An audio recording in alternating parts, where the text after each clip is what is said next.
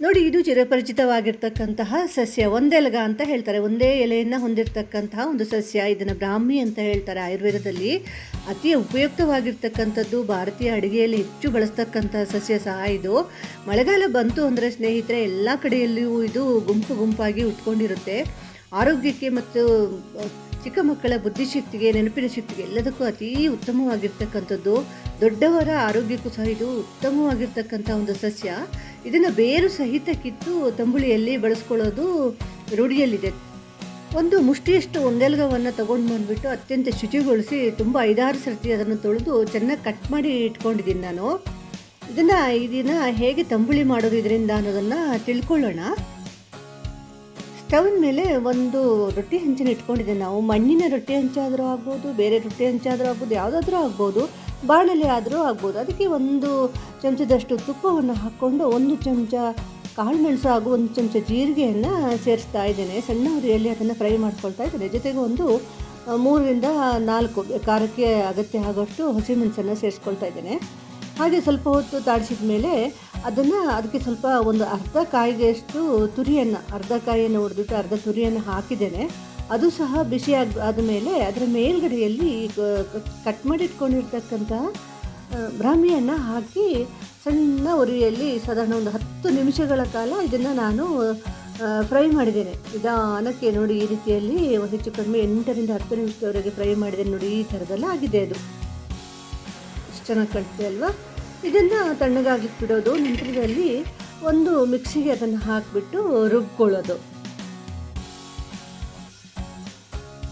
ಈ ಸಂದರ್ಭದಲ್ಲಿ ಕೆಲವರು ಏನು ಮಾಡ್ತಾರೆ, ಬೆಳ್ಳುಳ್ಳಿಯನ್ನು ಅದಕ್ಕೆ ಬಳಸ್ತಾರೆ, ಶುಂಠಿಯನ್ನು ಬಳಸ್ತಾರೆ. ನಾನು ಎರಡನ್ನೂ ಬಳಸ್ಕೊಂಡಿಲ್ಲ. ಕೆಲವರು ಬೆಳ್ಳುಳ್ಳಿ ಒಗ್ಗರಣೆಯನ್ನು ಸಹ ಕೊಡ್ತಾರೆ. ಈಗ ಆಗಿದೆ ಅದನ್ನು ಒಂದು ಪಾತ್ರೆಗೆ ಹಾಕ್ಕೊಂಡು ಅದೇ ಮಿಕ್ಸಿಯಲ್ಲಿ 1 ಬಟ್ಟಲಿನಷ್ಟು ಮೊಸರನ್ನು ಕಡಿತಾ ಇದ್ದೇನೆ. ಮೊಸರನ್ನ ಕಡಿದು ಅದನ್ನು ಸಹ ಈ ಚಟ್ನಿ ಥರ ಇರೋದಕ್ಕೆ ಅದನ್ನು ಮಿಕ್ಸ್ ಮಾಡಿದೆ. ನೋಡಿ, ಈ ರೀತಿಯಲ್ಲಿ ಬಂತದು.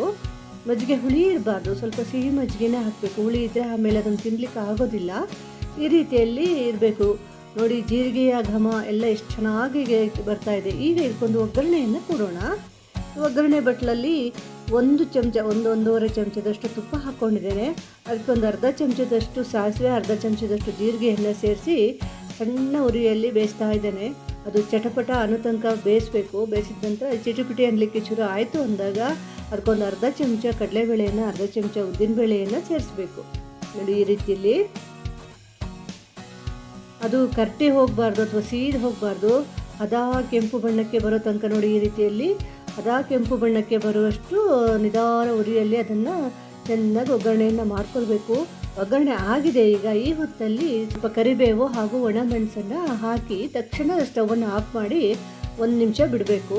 ಆ ಎಣ್ಣೆಯ ಬಿಸಿಯಲ್ಲೇ ಅದು ಗರಿ ಆಗುತ್ತೆ.